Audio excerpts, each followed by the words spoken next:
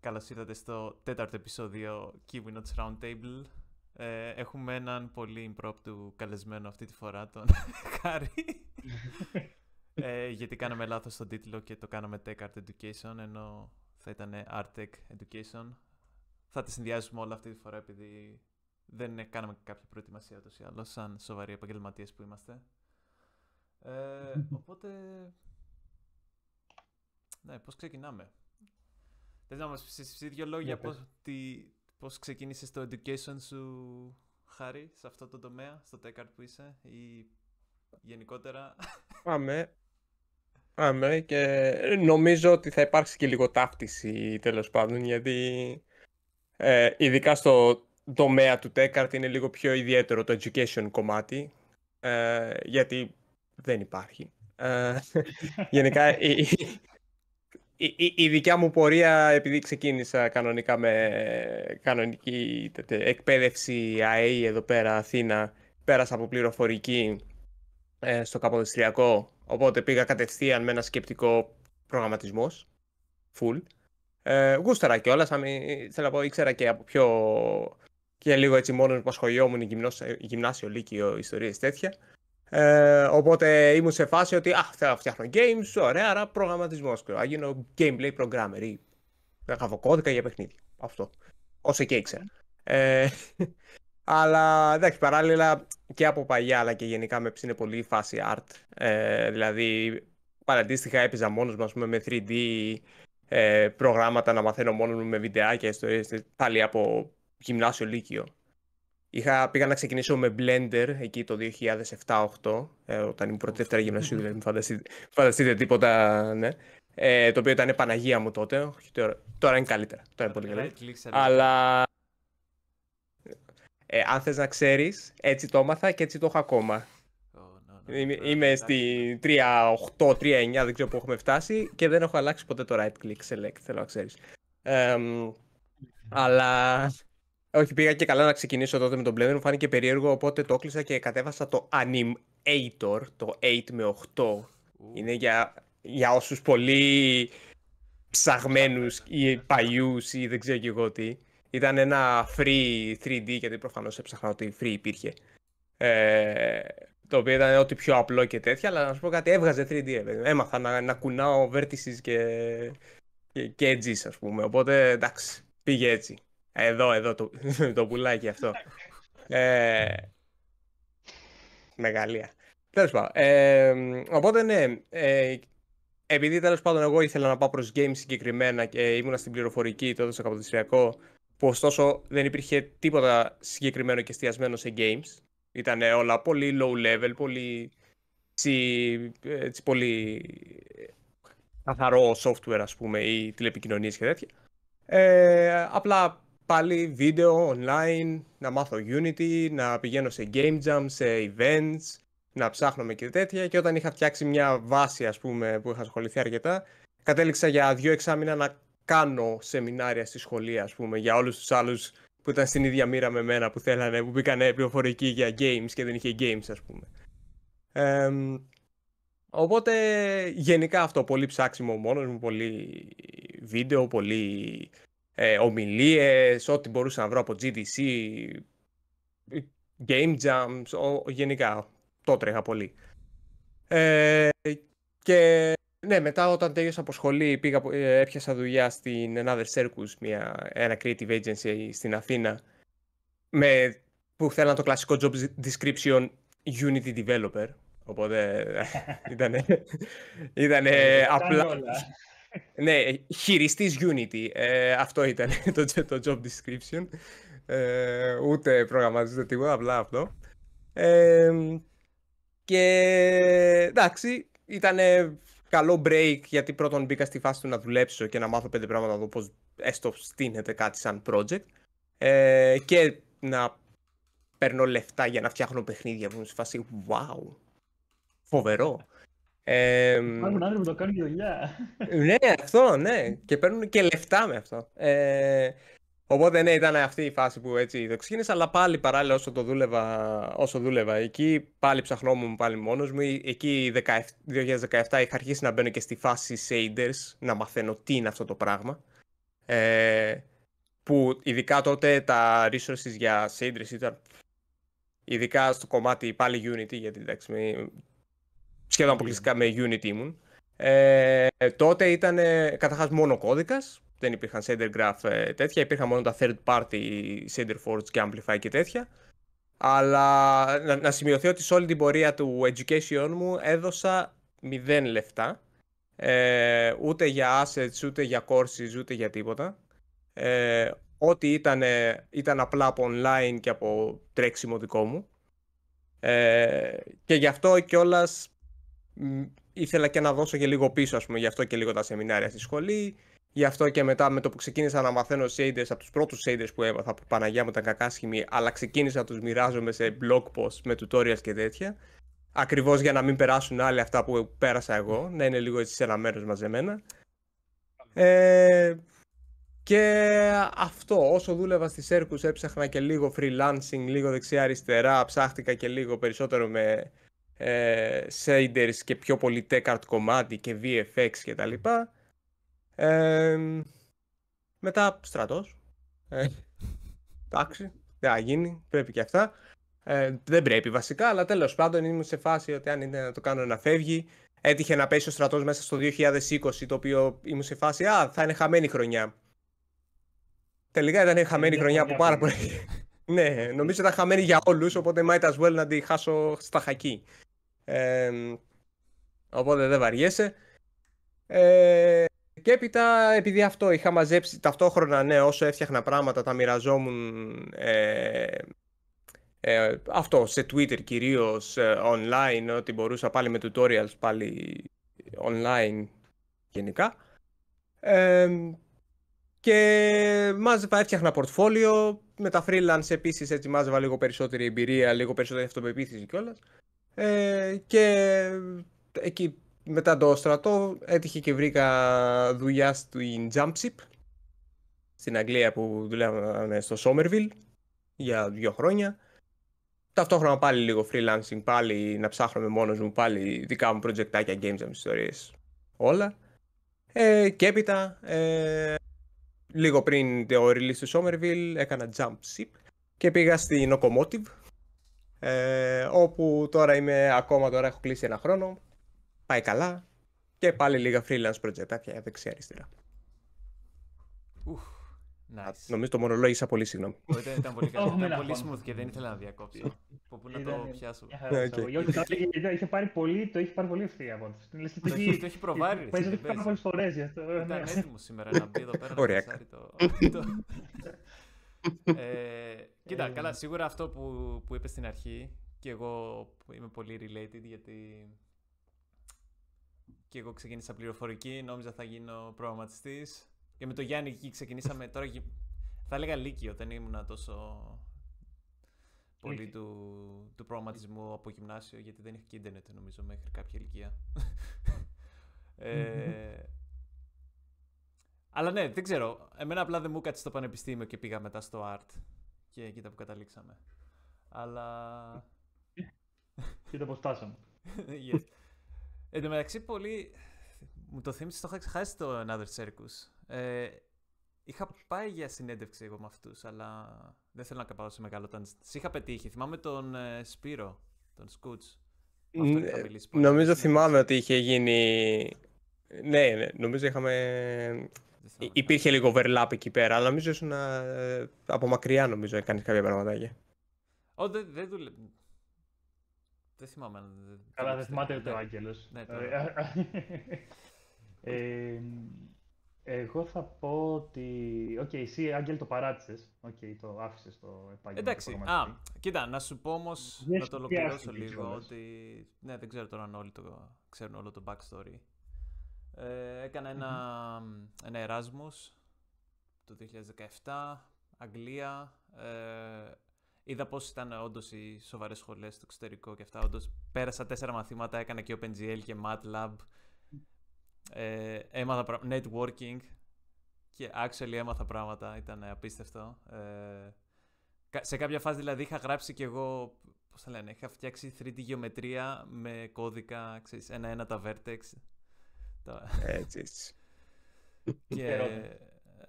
Καλά, ναι. Δεν θα το έκανε κανείς ποτέ πρακτικά, αλλά ήταν useful knowledge, I guess. Και όταν γύρισε ουσιαστικά έκανα λίγο το switch στο μυαλό μου, λέω, αφού παλεύω με το 3D και στον ελεύθερο μου χρόνο του μου αρέσει σαν χόμπι και τότε πάνω κάτω κατάλαβα ότι υπάρχουν actually δουλειές εκεί έξω και υπάρχουν άνθρωποι που πληρώνονται για να κάνουν αυτά τα πράγματα, οπότε έτσι λίγο το ξεκίνησα. Αντίστοιχα τώρα δεν θα έλεγα ότι έχω δώσει λεφτά για resources γενικά. Θα συμφωνήσω 100% ειδικά πλέον, θα έλεγα, είναι ένα ωραίο topic να το πιάσουμε σε λίγο. Ξέρεις, χρειάζεται να πληρώσεις ή μπορείς να βρεις resources το ίντερνετ παντού. Περισσότερο εγώ εστίασα τώρα στο art κομμάτι. Θυμάμαι κάποια βιβλία, για παράδειγμα 3D Total που είχα πάρει, που ήταν πολύ ωραία resources. Το 3D World, το περιοδικό, έτσι, περισσότερο για inspiration και ακόμα και τώρα θα έλεγα ότι έχουν πολύ ωραία breakdowns οι artists και άμα έχει κάτι το τεύχος και που σε ενδιαφέρει, μπορείς να μάθεις πολλά πράγματα από αυτά. Αλλά είναι αντίστοιχα και πράγματα που μπορείς να τα βρεις σε online άρθρα δωρεάν. Οπότε σίγουρα δεν είναι κάτι υποχρεωτικό που το χρειάζεσαι. Τώρα μετά tutorials, μερικά πολύ συγκεκριμένα που δεν μπορούσα να τα βρω με άλλους τρόπους, ας το πούμε έτσι.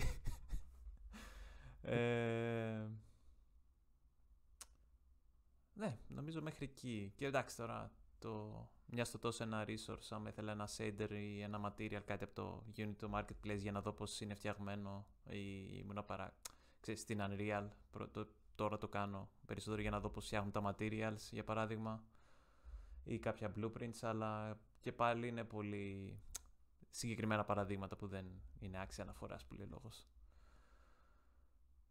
Ναι, πάλι έφυγα στη tangent. Μετά έκανα ουσιαστικά, αφού γύρισα σπούδασα 3D animation στην Intergraphics, ένα IEC, που και πάλι δεν θα πω ότι πήρες ένα χάρτη. Technically δεν έκανα ποτέ την unpaid, το unpaid internship, αν μην το πει στη μαμά μου. Πήρα μια βεβαίωση παρακολούθηση σπουδών. Δεν πήρα πτυχίο. Δεν το ζήτησε κανείς, είναι άλλο ένα μεγάλο ζήτημα. Δεν σου χρειάζεται. Ακόμα και για τη βίζα δηλαδή δεν χρειάστηκε πρακτικά. Το μετέφρασα, δεν μου το ζήτησαν ποτέ, δεν μου ζήτησαν κάτι παραπάνω μετά, οπότε λέω, it is what it is. Και εκεί πέρα δεν θα πω ότι έμαθα, για παράδειγμα, πώς να δουλεύω το 3ds Max ή πώς, εντάξει, κάναμε και άλλα πράγματα άσχετα με το 3D. Κάναμε βιντεόγραφη, κάναμε ελεύθερο σχέδιο, κάναμε ιστορία τέχνης. Ήταν λίγο χρήσιμα, δηλαδή έμαθα 2 πράγματα, αλλά θα έλεγα στο αρτιστικό κομμάτι γενικά με βοήθησε. Και στο ότι μου έδωσε μια fix ρουτίνα και ένα στόχο ότι σε αυτά τα 2 χρόνια που θα σπουδάσω εκεί θα βγάλω ένα πορτφόλιο για να βρω μια δουλειά που θέλω παραπέρα. Και actually αυτό έγινε, οπότε με βοήθησε, μπορώ να πω. Γιατί από μόνος μου θυμάμαι πριν πάω στη σχολή, ήμουνα 5 χρόνια τουλάχιστον που έκανα 3D γενικά. Είχα ξεκινήσει και κάποια freelance πραγματάκια, αλλά ήταν σε πολύ βασικό βαθμό. Ή θα ήταν ένα μικρό mobile παιχνίδι, ή θα ήταν να φτιάξω συγκεκριμένα assets για κάποιους indie developers που απλά με βρήκανε από το ArtStation online ή από το Twitter. Και δεν ήταν κάτι που θα ήταν stable. Οπότε αυτό, μετά ξεκίνησα στο Φατόνι, αρχιτεκτονικά στην Ελλάδα, γιατί είναι και αυτό ένα μεγάλο industry, τουλάχιστον εδώ πέρα, γιατί αν δεν υπάρχουν παιχνίδια σε πολλές μεγάλες εταιρείες video games, οπότε τουλάχιστον μπορείς να ξεκινήσεις στις διαφημίσεις, στα VFX, στην αρχιτεκτονική, VR, AR, άμα βρεις, υπάρχουν μερικές εταιρείες που δουλεύουν. Οπότε ξέρεις, αλλά εντάξει, και αυτό είναι τώρα λίγο career talk, οπότε δεν θέλω να το αναλύσω περαιτέρω. Μετά έκατσε TerraHard, Out of the Blue και αυτά freelance full time όμως, οπότε μπήκα στα games έτσι, Codemasters και τώρα Sumo. Οπότε είναι λίγο, θα έλεγα, απλά, ξέρεις, το πας βήμα-βήμα και κάνεις ένα level up at a time. Ο Φώτης γράφει κάτι σχετικό με αυτό. Ναι, θα έλεγα 100%, γιατί, ξέρεις, για παράδειγμα έκανα λογικές πύλες και τέτοια πράγματα που έχω γράψει assembly που λέει ο λόγος. Βλέπω πάρα πολύ τους παραλληλισμούς, δηλαδή δεν χρησιμοποιώ λογικές πύλες, αλλά χρησιμοποιώ, ξέρω εγώ, blend nodes και lerps και, ξέρω εγώ, switch parameters που είναι booleans ουσιαστικά. Οπότε είναι πολλά πράγματα που έχουν τεράστιο overlap και είναι πολύ καλό να έχεις αυτή τη γνώση. Και ας μην κάνω... Είναι αυτό το base. Και ας μην κάνεις αυτό που έμαθες, αυτό που δουλεύεις, δεν θα στα μάθει ακριβώς το πολύ. Γιατί, για παράδειγμα, και εγώ τώρα στη δουλειά μου, στα everyday tasks, πολλές φορές πέφτει στο TechArt. Δηλαδή, σήμερα έκανα light functions materials, οπότε θεωρείται tech, απλά είναι σε node-based editor, για παράδειγμα. Δεν είναι ότι δεν έχω καμία επαφή. Δεν θα πιάσω κώδικα, κατά πάσα πιθανότητα, αλλά γι' αυτό έχουμε τους TechArts όπως το χάρη. Είναι που τραβάς τη γραμμή ουσιαστικά. Μπορεί στο μέλλον, ξέρεις, να με πιάσει και να αρχίσω να γράφω ξανά, αλλά νομίζω κανείς δεν το θέλει. Δεν νομίζω. Τώρα. Ναι. Δεν νομίζω. Για πες εσύ, Τζον. Εγώ... σχολή, πολυτεχνείο, ηλεκτρολόγους, κάναμε χιλιάδες πράγματα που δεν τα χρειάστηκα ποτέ στη ζωή μου.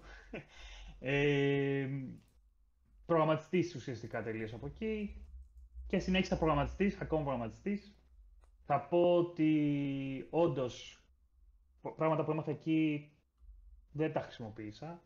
Καλό είναι να τα ξέρεις.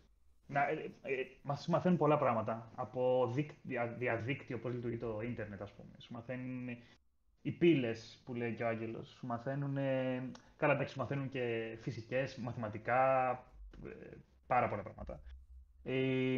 Θα πω ότι κάποια όντως είναι καλό να τα ξέρεις. Δηλαδή, ακόμα και αυτό με τις πύλες σε πολύ επίπεδο επίπεδο, εμένα θα μου χρειαστεί στη δουλειά. Μου χρειάστηκε στη δουλειά μου. Είναι καλό να το γνωρίζεις. Είναι καλό να έχεις μια basic γνώση και ας μην έστω ότι την ξέρεις. Μπορεί κάπου να σου χρειαστεί. Εμένα αυτή είναι η άποψή μου. Δηλαδή εκεί ότι, OK, πάρε όση γνώση μπορείς, ποτέ δεν ξέρεις που θα σου χρειαστεί να την χρησιμοποιήσεις.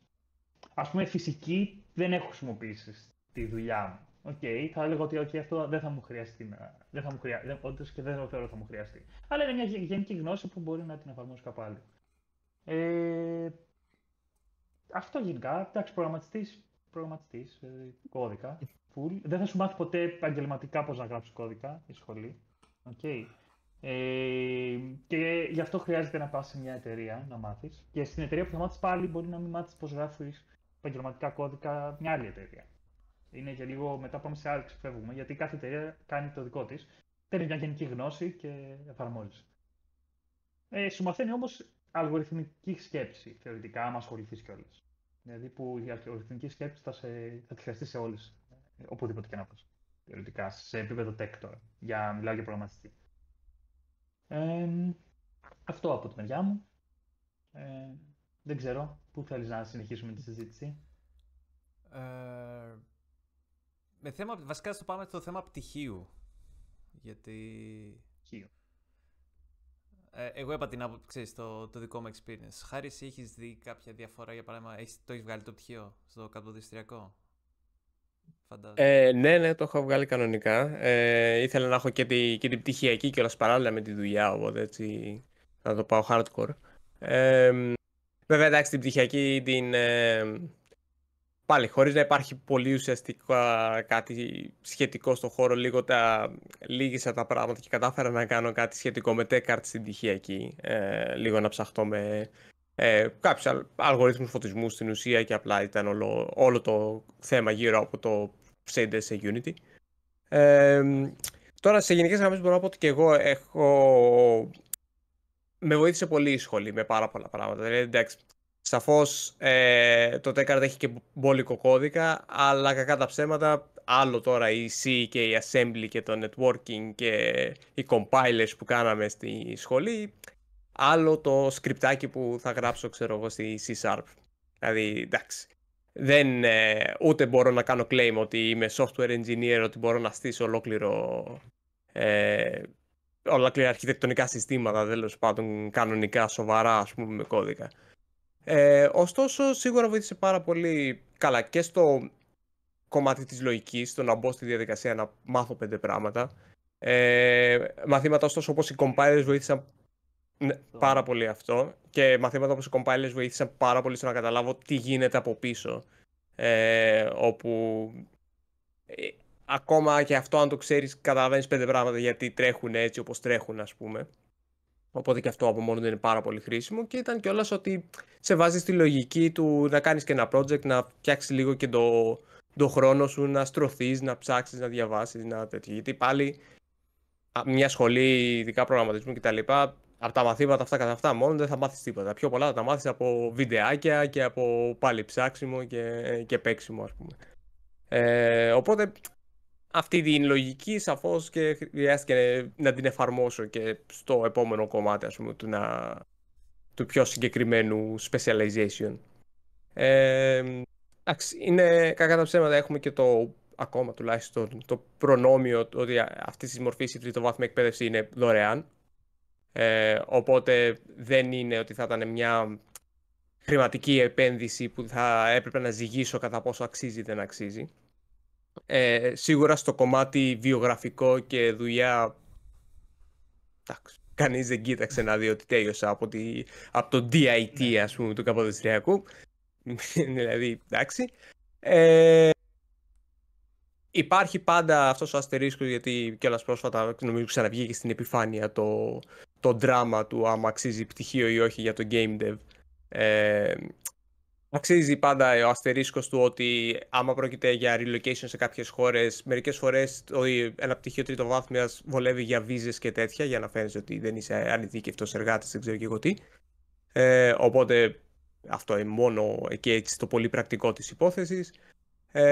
Αλλά εντάξει, επειδή το δικό μου είναι καθαρά, το TechArt είναι και αυτό art κατά κύριο λόγο, και σε εμάς ισχύει πιο πολύ πορτφόλιο παρά πτυχίο και γνώσεις και ναι.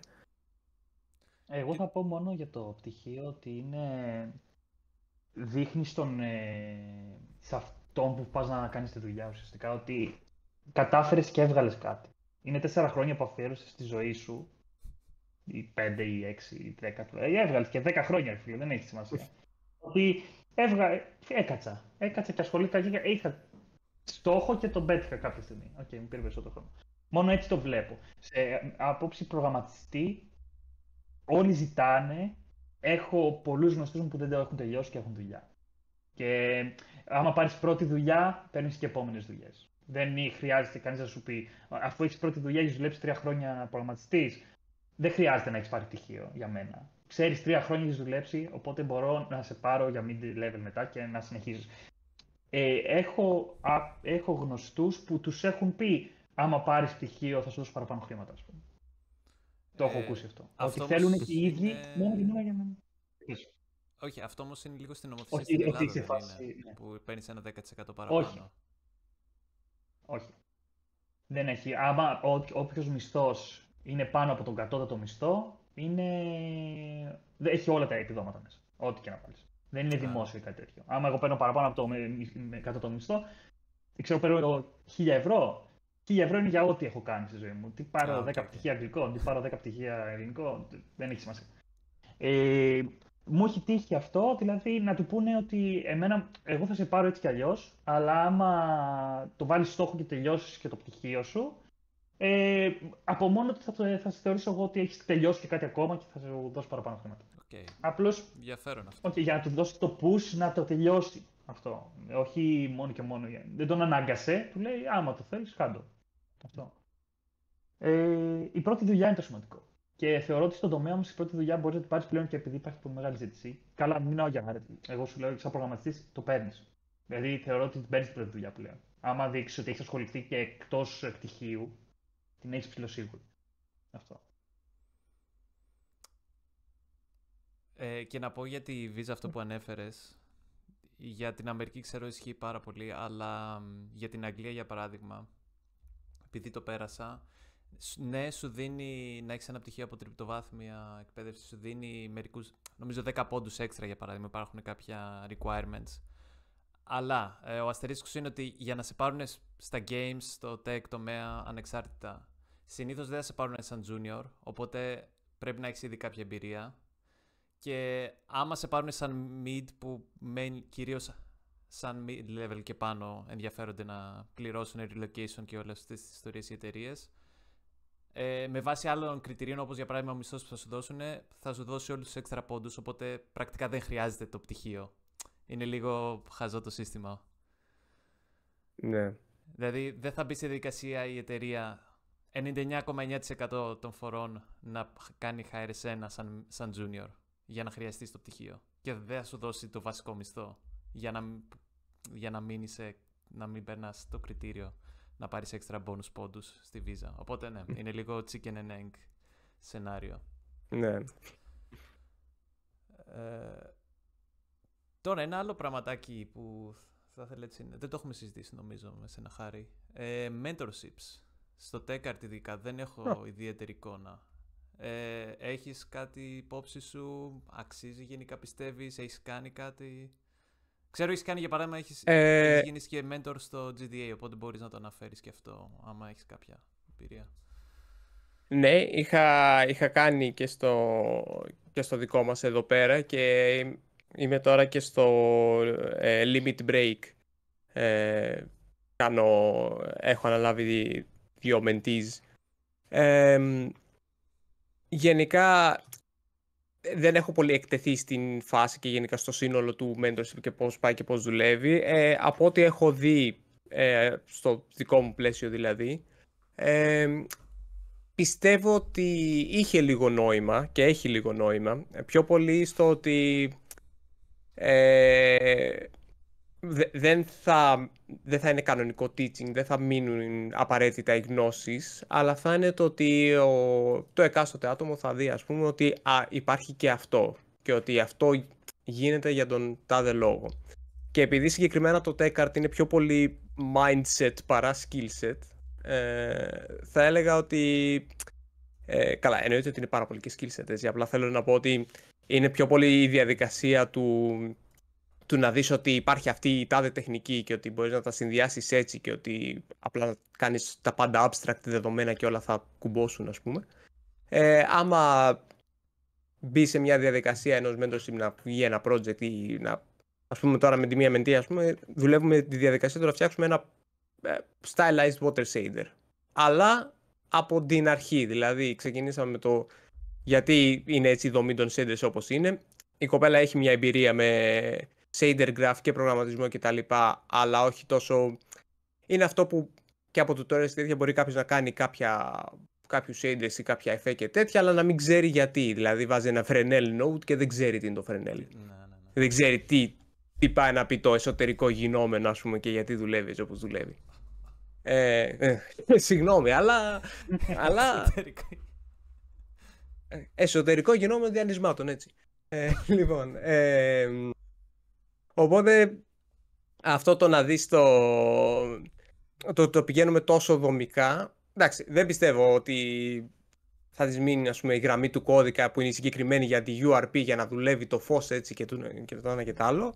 Αλλά πιστεύω ότι θα της μείνει το ότι ξέρεις, ότι μπορείς απλά να θεωρήσεις ότι, ξέρω εγώ, μια ασπρόμαυρη εικόνα είναι απλά, μπορεί να το χρησιμοποιείς σαν υψημετρική διαφορά ή σαν smoothness mask ή οτιδήποτε. Το ότι μπορείς απλά να κάνεις κόλπα με textures, ότι μπορείς να κάνεις abstractify αυτόν τον τρόπο σκέψης του ότι τα μοντέλα είναι αυτό που είναι και τα UVs είναι μόνο για textures.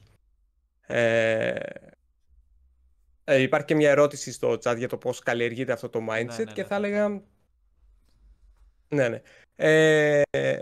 Θα έλεγα ότι καλλιεργείται κυρίως με πολύ ψάξιμο, αλλά τύπου να βλέπεις και τι κάνουν και οι άλλοι. Δηλαδή, ένα πολύ μεγάλο κομμάτι, ας πούμε, του πώς κατέληξα να κάνω αυτό που κάνω ήταν το ότι χάζευα στο Twitter και ότι έβλεπα, ξέρω εγώ, breakdowns τεχνικών διάφορα, ας πούμε, που κάποια ήταν λίγο πιο έξυπνα, λίγο πιο ingenious τρόποι, ας πούμε, το να κάνεις κάτι που δεν θα το περίμενε. Και όταν μπαίνεις σε αυτή τη λογική του ότι υπάρχουν διαφορετικές τεχνικές που διαχειρίζονται τα δεδομένα με διαφορετικό τρόπο, καταλήγεις να μένεις πιο πολύ στα essentials, στα foundations του πώς δουλεύουν τα 3D, πώς τα πάντα είναι απλά data, ξέρω εγώ. Και από εκεί και έπειτα μπορείς να τα κάνεις manipulate αυτό. Ακριβώς, με όποιο τρόπο μπορείς να φανταστείς. Οπότε Είναι πιο πολύ το ότι, ξέρεις, απλά βλέπεις τεχνικές online, προσπαθείς να τις αναπαράξεις. Δηλαδή, ένα παλιό που είχα κάνει εγώ, που ήταν και όλες από αυτά που έγιναν λίγο πιο popular τότε, ήταν ένα magic marble πράγμα που είχα κάνει κάποτε. Αν το βρω στα γρήγορα θα είχε πλάκα. Α, κοίτα, το βρήκα στα γρήγορα. Λοιπόν, βρήκα και το tweet. Μεγαλεία. Λοιπόν, έχει και το breakdown, έλα, εντάξει. Λοιπόν, λοιπόν, εδώ. Το οποίο ήταν, στην ουσία, είχα μάθει, ας πούμε, για το parallax. Κλασική τεχνική με tangent space, view direction, τέλος πάντων, whatever. Αλλά τέλος πάντων μια κλασική τεχνική για το πώς δουλεύει το parallax occlusion mapping, που είναι το κλασικό, το είχα τσιμπήσει από ένα tutorial που ήταν για πάγο, που φαινόντουσαν οι ρογμές, ξέρω εγώ, προς τα κάτω. Και εγώ είμαι σε φάση, άμα ξέρω εγώ το κάνω αυτό, ήξερα αυτό. Ήξερα επίσης πώς να κάνω step σε ένα texture για να κόβω, ας πούμε, το threshold, ας πούμε, να κάνω έτσι. Και είμαι σε φάση, ωραία, άμα σε κάθε βήμα κάνω step, έβαλα στην ουσία ένα και ένα και βγήκε κάτι ιδιαίτερο. Οπότε, όταν κάνεις dive down σε πιο essentials και καταλαβαίνεις ότι μπορείς να συνδυάσεις τα πάντα, γιατί τα πάντα είναι απλά abstract δεδομένα και νούμερα και τίποτα δεν έχει σημασία, τότε μπαίνεις λίγο σε ένα άλλο mindset, ότι ότι μπορείς να συνδυάσεις το μεν και το δε και βγαίνει κάτι ιδιαίτερο. Υπάρχουν σαφώς και οι εδρωμένες τεχνικές, δεν χρειάζεται δηλαδή να τα βγάζουμε όλα από το μυαλό μας, αλλά στο τέλος της ημέρας καταλήγει κάπως έτσι. Εγώ θα κρατήσω το ψάξιμο από αυτό. Από αυτή τη συζήτηση. Ψάξτε και θα μάθεις αυτό. Και εγώ πάνω κάτω, δηλαδή, για παράδειγμα, ξέρεις, έψαχνα πώς δουλεύει το Triplanar. Ωραία, είδα 2-3 tutorial. Και τα 2-3 είχαν λίγο διαφορετικές τεχνικές. Ή πώς τα σετάρανε τα nodes, ή πώς τα οργανώνανε, ή πώς βγάζανε διάφορες παραμέτρους. Οπότε, συνήθως, εγώ όταν θέλω να φτιάξω κάτι σαν αυτό, απλά βλέπω τι διαφορετικά approaches υπάρχουν και ουσιαστικά παίρνω κομμάτια από το καθένα και συνδυάζω να φτιάξω κάτι δικό μου. Οπότε άμα το κάνεις αυτό αρκετές φορές, πιστεύω ότι το σκέφτομαι λίγο και πώς είναι οι συνάψεις στον εγκέφαλο, δηλαδή συνδέεις πράγματα μεταξύ τους. Δεν θέλω να το πάω στο πολύ ψυχολογικό και φιλοσοφικό, αλλά εκεί βοηθάει νομίζω. Φίλε, δηλαδή σου μένει αυτό. Δεν ξέρεις να το κάνεις από μόνος, πώς το ψάξεις. Αυτό, στην ουσία είναι, όπως το λένε γενικά, ξεκίνησα πάρα πολύ με black boxes, γενικά, μαύρα κουτιά. Έβρισκα δηλαδή έτοιμα resources, έτοιμα κομμάτια κώδικα online, που ήταν ένα block κώδικα που λέει, ωραία, άμα βάλεις αυτό, ας πούμε, θα έχεις parallax mapping. Άντε εγώ να καταλάβω όταν το είδα αυτό τι είναι το tangent space view direction. Ακόμα δεν μπορώ να ορίσω τι είναι το tangent space. Είναι πολύ περίεργο, δεν μπορώ να το ζωγραφίσω κάπως. Ωραία. Αλλά τύπου ήξερα ότι άμα βάλω το α σε αυτό το κουτί θα έχω το β. Οπότε όσο το χρησιμοποιείς ξανά και ξανά, μετά αλλάζεις λίγα πραγματάκια μέσα στο μαύρο κουτί. Βλέπεις ότι αν αλλάξω αυτό, τότε γίνεται έτσι. Και σιγά σιγά κάπως γίνεται demystify όλο αυτό το πράγμα και σου μένει εν τέλει. Έτσι τουλάχιστον δούλεψα εγώ πάρα πολύ, γιατί ειδικά στην αρχή η Shaders ήταν ένα πελώριο μαύρο κουτί. Οπότε ήταν κομμάτι, πολύ χρήση, πολύ copy-paste. Ακόμα κάνω κέρατα copy-paste κώδικα. Δεν μαθαίνω τίποτα απ' έξω, ας πούμε. Παράδεκτος. Κάνω copy-paste μεταξύ του κώδικα που έχω γράψει ήδη, δηλαδή δεν είναι...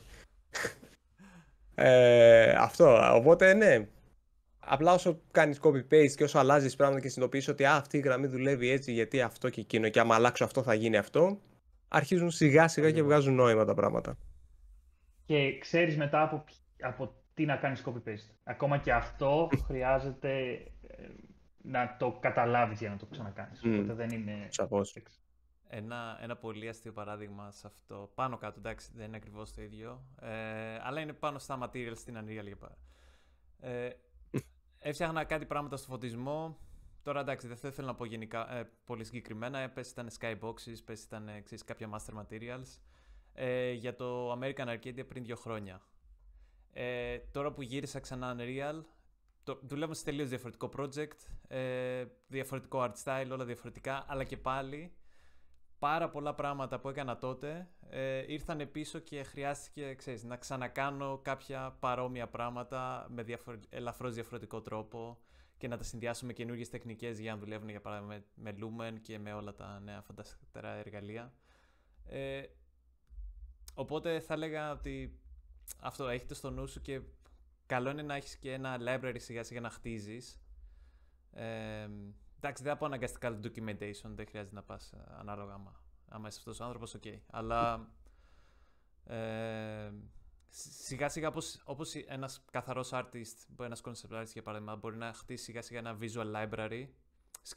Εγώ το σκέφτομαι έτσι ότι και δεν χρειάζεται να είναι τώρα κώδικας ή κάποια settings και να τα έχεις σε ένα φάκελο, για παράδειγμα. Το λέω και στο μυαλό σου μόνο. Μπορεί να είναι αυτό. Ότι σκέφτεσαι τα πάντα ότι είναι εργαλεία που έχεις στη διάθεσή σου για να χτίσεις ένα καινούριο πράγμα. Για παράδειγμα, η γνώση που έχεις στα Vertex. Ξέρεις, να φτιάχνεις με το displacement, το parallax που είπες. Μπορεί να το χρειαστείς αυτό μετά σε ένα VFX που θα φτιάξεις. Μπορεί να το χρειαστείς στο νερό, σε ένα shader για νερό, για ένα particle σύστημα, ποτέ δεν ξέρεις πού θα το χρειαστείς. Οπότε όλες αυτές οι γνώσεις σιγά σιγά συνδυάζονται και έχεις ένα ευρύτερο understanding. Δεν μπορώ, ποια είναι η ελληνική λέξη τώρα, είδες. Με ζορίζεις, Γιάννη. Κατανόηση. Για το πώς δουλεύουν τα πράγματα. Οπότε αυτό ακριβώς που λες και εσύ, Χάρη. Ναι, σαφώς. Και στο κομμάτι του library έχω να πω και πολύ πιο απτά. Δηλαδή, εγώ ας πούμε έχω 3-4 project τα οποία τα έχω μόνο για πειράματα, για experiments, ξέρω, σε URP, σε built-in κτλ. Είναι τίγκα σε custom shaders, custom tools και τέτοια που είμαι σε φάση, ok, μου έρχεται μια ιδέα, ανοίγω το project, μπαμ, εκεί. Δηλαδή δεν χρειάζεται να εφαρμόζεται σε κάποιο ουσιαστικό παιχνίδι, σε κάτι τέτοιο, αλλά εκεί, άμα μου έρθει μια ιδέα, απλά ανοίγω και φτιάχνω. Έχω και εγώ ένα sandbox project, αλλά θα έλεγα ότι είναι λίγο στις αρχές του, οπότε δεν έκατσα να το οργανώσω σοβαρά. Αλλά ναι. Τι άλλο δεν καλύψαμε, έχουμε κάποια άλλη ερώτηση? Ερώτηση δεν βλέπω. Εντάξει, έχουμε 10 λεπτάκια ακόμα. Εντάξει, εγώ νομίζω τα έχουμε πει. Είπαμε, δηλαδή αυτό. Δηλαδή μπορεί να μην χρειαστεί το πτυχίο, ψάξιμο. Είναι και επάγγελμα που μπορεί να το ψάξει. Δηλαδή έχει resources άπειρα, οπότε δεν είναι. Μία ερώτηση. Το έχουμε συζητήσει τώρα με τον Μουρελά. Έφυγε, βλέπω. Οπότε δεν θα πεταχτεί κι αυτός. Θα έλεγες τώρα, άμα θέλει να ξεκινήσει κάποιος στο TechArt, αφού μιλάμε για TechArt τώρα, education, ποια θα ήταν τα πρώτα 5 resources ή πράγματα που θα χρειαστεί, θα πρότεινε σε κάποιον να μάθει? Τα πιο σημαντικά, ίσως, τα πρώτα πράγματα που σου έρχονται στο μυαλό. Το πρώτο απ' όλα είναι το Book of Shaders. Ξεκάθαρα. Μισό να ρίξω και το link. Ενώ είχα ξεκινήσει να κάνω shaders σε Unity και τέτοια, με αυτό κατάλαβα shaders. Δηλαδή λίγο μπήκα περισσότερο στη λογική του πώς δουλεύουν τα shaping functions, πώς μπορείς να κάνεις manipulate, ας πούμε, με ημίτονα, συνημίτονα, smooth step, ιστορίες τέτοια. Και είναι πάρα πολύ ωραίο γιατί είναι interactive, είναι μόνο στην ιστοσελίδα, είναι environment agnostic, δεν χρειάζεται να χώσεις ένα project, ξέρω εγώ, Unity, Unreal και ένα τέτοιο. Αλλά είναι όλο transferable. Επίσης είναι Godzilla, ναι, είχα δουλέψει και σε αυτό. Μπορώ να μιλήσω και γι' αυτό, άμα έχουμε λίγο χρόνο. Ναι, αυτό σίγουρα είναι το πρώτο. Έπειτα, μια προσπάθεια, την οποία δεν ξέρω αν και πότε θα συνεχιστεί, αλλά ήταν αυτά εδώ πέρα. Είναι μια σειρά που είχα ξεκινήσει με tutorials που ήταν με τη λογική να μπει κάποιος σε shaders, αλλά όχι απλά, ξέρω εγώ, ότι ξέρω πώς να κάνεις ένα dissolve shader, πάμε έτσι. Είναι τύπου ότι, ωραία, τα fundamentals στο 3D, γιατί είναι έτσι τα vertices, γιατί είναι τα δεδομένα που έχει μέσα το κάθε vertex, τι νόημα έχει αυτό που κάνουμε με τα UVs, τι πάει να πει ότι γίνεται interpolated τα data από το fragment στο vertex, από το vertex στο fragment, και άλλα τέτοια. Οπότε δεν έφτασε πάρα πολύ μακριά, αλλά από εκεί που έφτασε, τέλος πάντων, μετά κάποιος μπορεί να κάνει pick-up σε λίγο μετέπειτα πράγματα. Θέλω να πιστεύω. Σε αυτό μικρό ότι είναι πολύ καλά. Τα πρώτα 2-3 που διάβασα, τουλάχιστον μέχρι εκεί που ακολούθησα, είναι όντως πάρα πολύ καλή γνώση. Οπότε σίγουρα θα τα έκανα recommend. Χαίρομαι που το ακούω. Είχα λάβει σχεδόν μηδενικό feedback για αυτή τη σειρά και είναι και ένας από τους λόγους που λίγο δεν μου έβγαινε να τη συνεχίσω. Δυστυχώς τα μετέπειτα tutorials μου ήρθαν στην εποχή που το shader graph έκανε dominate και ο κόσμος δεν έγραφε πια shaders. Ναι. Αλλά εγώ προσπαθώ να το κρατάω ακόμα ζωντανό αυτό. Τη χαμένη τέχνη του shader writing, όσο δύσκολο και να μου το κάνει η Unity, τέλος πάντων.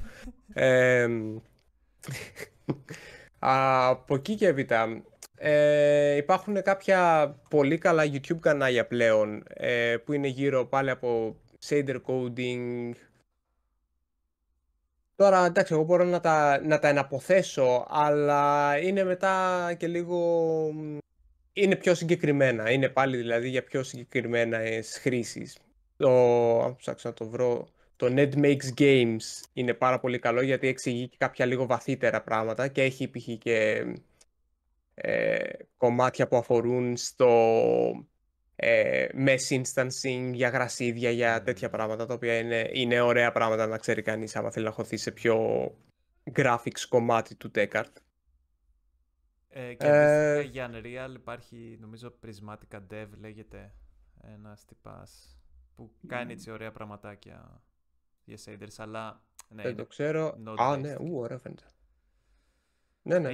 Έχει για παράδειγμα το καλό μια με σειρά, ξέρεις, 5-minute materials που εξηγεί, nodes, εξηγεί, ξέρω εγώ, ένα πράγμα, τι κάνει και κάμια φορά έχει και ένα visual πραγματάκι, ένα graph, μπορεί να ζωγραφίσει, οπότε... Όντως πολύ καλή φάση. Ναι, όχι, το έκανε και το link, αλλά ναι, το καλό της υπόθεσης πάντα με shaders και TechArt είναι ότι είναι όλο transferable η γνώση. Δηλαδή, ακόμα και να μην, εντάξει, όσο δύσκολο και να το κάνει η Unreal π.χ. να πειράξει τα σώψυχά της σε σχέση με την Unity. Ναι, άμα ξέρεις ότι χρειάζεται να έχεις ένα ξεχωριστό off-screen buffer, ένα ξεχωριστό off-screen texture, ας πούμε, κάπου για να κάνεις render particles ή δεν ξέρω και εγώ τι, ας πούμε, μετά ψάχνεις να βρεις πώς μπορείς να πάρεις αυτό το off-screen buffer στην εκάστοτε μηχανή. Αλλά άμα ξέρεις την τεχνική, μετά απλά την προσαρμόζεις στο περιβάλλον. Κοίτα, αυτό. Άλλα resources... Δεν το ανέφερα αναγκαστικά resources, ξέρεις. Και όπως τα σημαντικά πράγματα, άμα θες τριγωνομετρία, πες μου. Το ανέφερες ήδη. Άρα το ένα μας, Χάρη, άλλο ένα έχεις. Έχεις βάλει 4.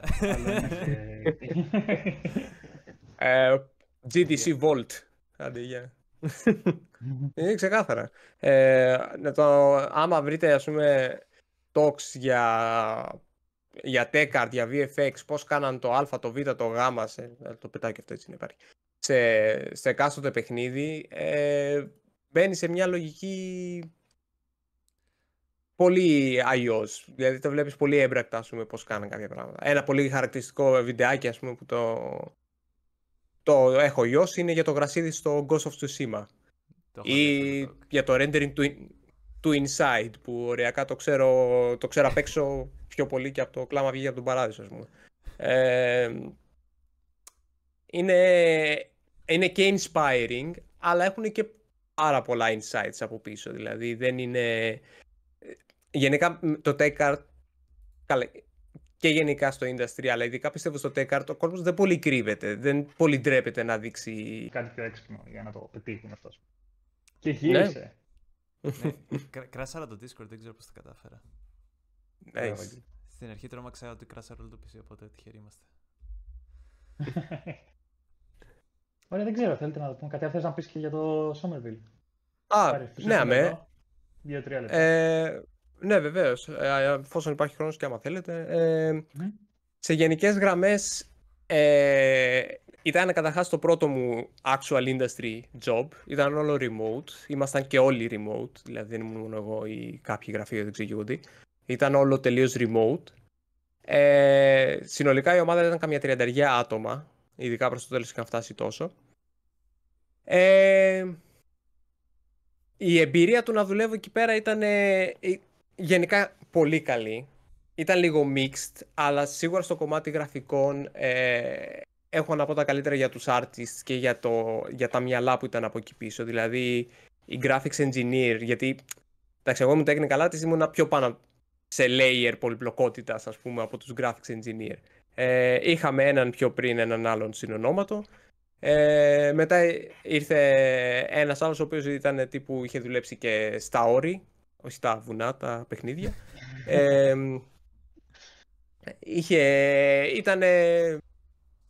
Το πήρε όλο στην πλάτη, είχε μεγάλες πλάτες, δηλαδή ήταν αυτό το κομμάτι, δηλαδή του να γίνει το... Πολύ, ναι, όχι, ήταν... Το σήκωσε το project όλο ωριακά, γιατί καταρχάς ήταν σε Unity HDRP και είχε targeted platform και πιο low-end, συγκεκριμένα Xbox One, όταν έγινε το release. Indeed.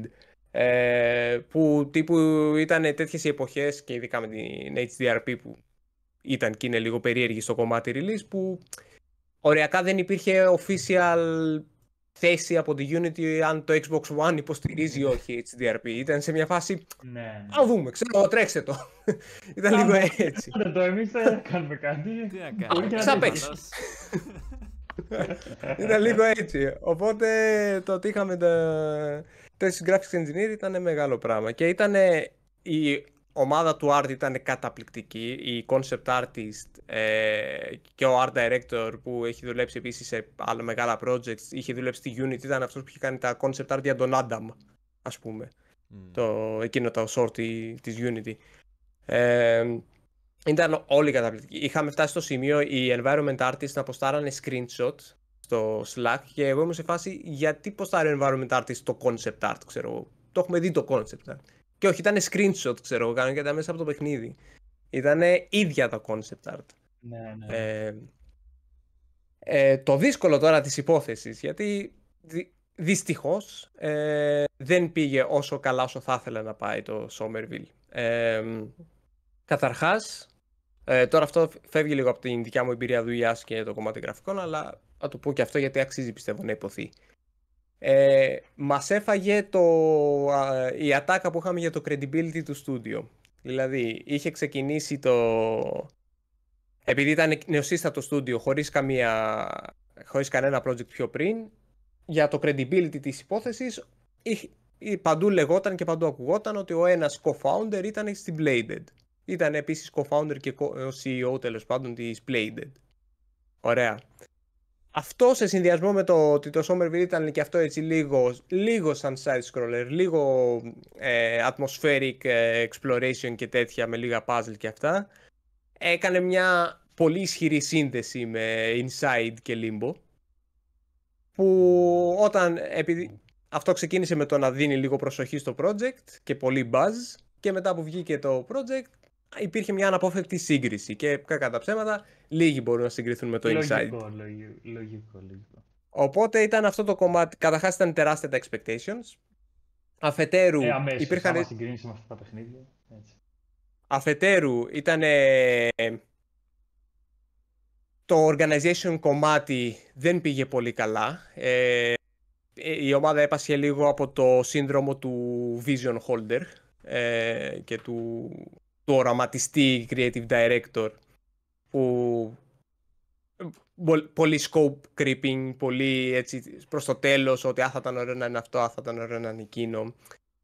Ταυτόχρονα και λίγο η επικοινωνία από τμήμα σε τμήμα γινόταν λίγο πιο δύσκολη με το κομμάτι των project manager, γιατί θα έπρεπε, ειδικά π.χ. στο δικό μου κομμάτι, που οι περισσότεροι δεν καταλαβαίνουν τι κάνει ένας tech artist. Οι tech artists δεν καταλαβαίνουν τι κάνουν οι tech artists. Οπότε άντε να εξηγήσει στον τάδε producer που έχει μια αλφα εμπειρία στα παιχνίδια και τέτοια, το ότι όταν μου λένε εμένα, ας πούμε, σαν task ότι π.χ. να γεμίζει λάσπες ο χαρακτήρας, να πατάει σε λάσπες, και πρέπει να τους πω ότι αυτό θα πρέπει να περάσει πρώτα από το design για να πούν θα φεύγουν οι λάσπες, θα είναι μόνο στα χέρια, θα είναι μόνο στα πόδια, θα είναι από κάτω προς τα πάνω, από πάνω προς τα κάτω. Μετά να πάει, ξέρω εγώ, στους προγραμματιστές να κάνουν το implementation του πώς καταλαβαίνουμε που υπάρχει λάσπη, μετά να πάει στους artists να μου δώσουν textures για τη λάσπη, μετά να πάει στον character artist να μου δώσει vertex colors ή UVs ειδικά για να το κάνω να γεμίζει λάσπη και μετά να φτάσει σε μένα. Ναι, με κάτι... εντάξει. Ναι, 1200. Ήταν τύπου... Ακούγεται, ναι, δεν υπάρχει περίπτωση να τα καταλάβει ποτέ. Και να σε ρωτάει αυτό πόσες ώρες θα σου πάρει, να σου λέει ο producer. Ναι, για να ξέρω. Ναι, οπότε χανόταν εύκολα η μπάλα με πολλά τέτοια. Και ήταν αυτό ότι δυστυχώς πολλά key κομμάτια του παιχνιδιού δεν είχαν καθοριστεί μέχρι πολύ αργά στο production. Και αυτό κόστισε. Ήταν καταπληκτικό το ότι βγήκε όπως βγήκε. Δηλαδή, εγώ έφυγα από την Jumpship 3 μήνες πριν βγει το project. Όταν έφυγα δεν ήταν σε shippable κατάσταση καθόλου.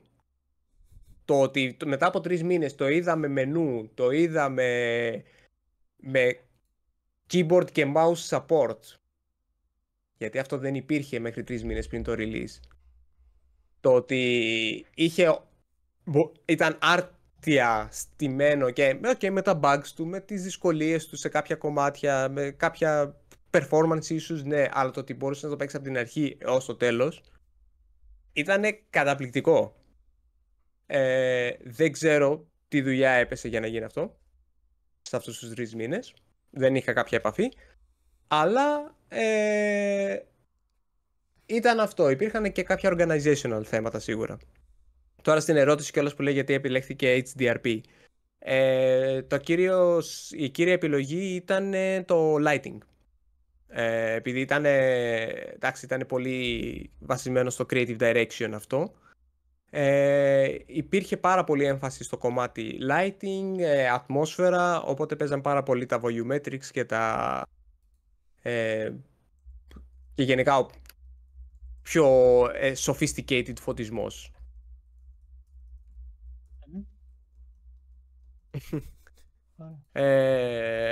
Τώρα με αυτά που ξέρω θα μπορούσα π.χ. να είχα κάνει τα ίδια volumetrics σε URP. Πιστεύω θα μπορούσε με ένα deferred pipeline ο φωτισμός να γινόταν καλύτερος για να μέναμε σε URP. Αλλά αυτά τα ξέρω τώρα και επίσης δεν ήμουν ο graphics engineer ή το εξωγειώτη. Δεν έπεφτε φαντάζομαι και η επιλογή σε σένα σε εκείνη τη φάση. Ισχύει, ναι. Για να σκεφτείτε, όταν μπήκα εγώ στο project ήταν ήδη...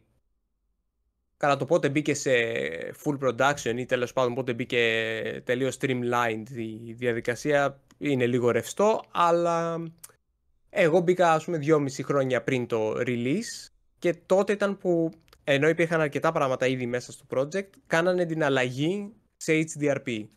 Οπότε δεν ξεκίνησε το project σε HDRP, μπήκε στην πορεία. Το οποίο ήταν μεγάλο switch και μεγάλη απόφαση apparently. Χαίρομαι που τουλάχιστον όλοι το χαίρονται πολύ στο αισθητικό και το ακουστικό επίσης αποτέλεσμα ήταν καταπληκτικό. Επίσης η audio τύπη ήταν καταπληκτική. Γενικά πολύ ταλέντο η ομάδα, αλλά χάθηκε στα expectations και την οργάνωση. Εντάξει, κοίτα, ποτέ δεν μπορεί να ξέρει κιόλας. Άμα ήταν και νεοσύστατο στούντιο, εντάξει, θα υπάρχουν πάντα αναποδιές. Για παράδειγμα και... Σαφώς. Δηλαδή, εγώ περιμένω τώρα... Είμαστε λίγο στην ίδια φάση με το American Arcade, θα βγει σε μερικές εβδομάδες. Νομίζω μέσα Νοέμβρη. Αυτό, οπότε και πάλι τα expectations είναι πάρα πολύ ψηλά. Έχει καθυστερήσει για παράδειγμα το project. Ήταν να βγει και πέρσι νομίζω κάποια φάση.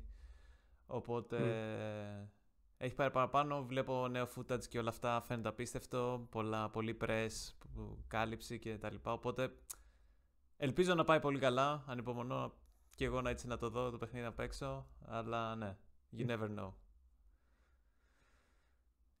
Είναι αυτό, αλλά είναι το θέμα, ήταν και πιο απτά τα θέματα τύπου με το gameplay ή με το puzzle design. Ότι επειδή ακριβώς κάποια key κομμάτια αρχίσαν πολύ να γίνουν designed και implemented, δεν μπόρεσε να γίνει πολύ iteration στα puzzles και κόστησε και εκεί, δυστυχώς. Είναι αυτό, εντάξει, τώρα ήταν φάση τότε επειδή δεν είχα δει κιόλας τη διαδικασία του development πιο πριν, ήμουν και λίγο της άποψης του ότι μπορεί όντως όλα τα παιχνίδια να είναι σε αυτή την φλεγόμενη κατάσταση που κρατιέται από λαστιχάκια, ας πούμε, μέχρι την τελευταία στιγμή και μετά γίνεται ένα μαγικό και δένουνε όντως. Εντάξει, Σε κάποιο βαθμό κάτω νομίζω ισχύει. Ισχύει. Αλλά... ναι. Στο AAA παιχνίδια μπορώ να σου πω. Σαφώς. Και δεν είναι μόνο στα games, παιδιά, θα πιστεύω. Και στο tech και προγραμματισμού, project, άστα. Είναι νομίζω γενική η φιλοσοφία του IT. Εγώ έχω ένα quote ότι τέτοιο μέχρι 2 εβδομάδες πριν το release το παιχνίδι δεν είναι playable. Τις τελευταίες 2 εβδομάδες πριν το content log, πριν το closed beta στρώνεται. Συνήθως. Τώρα άμα μιλάμε για το Starfield, δεν θέλω να πάω off topic τώρα. Ωραία. Θέλεις να το κλείσουμε? Εντάξει, έχουμε... Νομίζω είπαμε πολλά. Ναι, τώρα μου γράφει 11 λεπτά, αλλά επειδή κράσαρα λίγο έκλεισα το recording. Ωραία. Αλλά θα κάνω λίγο editing. Θα αργήσει λίγο παραπάνω να ανεβεί, αλλά... Εντάξει, παιδιά, δεν θα ανέβει 2-3 μήνες περίπου. Μέχρι να κάτσει ο Άγγελος να κάνει editing στο PC του. Ευχαριστούμε πολύ, Χάρη. Συγγνώμη αν σας έκανα snipe το round table, αλλά μίλησα πιο πολύ. Πραγματικά ευχαριστούμε γιατί δεν είχαμε όντως προετοιμαστεί τίποτα και μας έκατσε καλά το τυπογραφικό τελικά. Ήταν πολύ ωραία συζήτηση. Μια χαρά. Thank you all. Και ναι, άμα δεν έχω κάτι άλλο, καλή συνέχεια. Και τα λέμε στο επόμενο. Bye.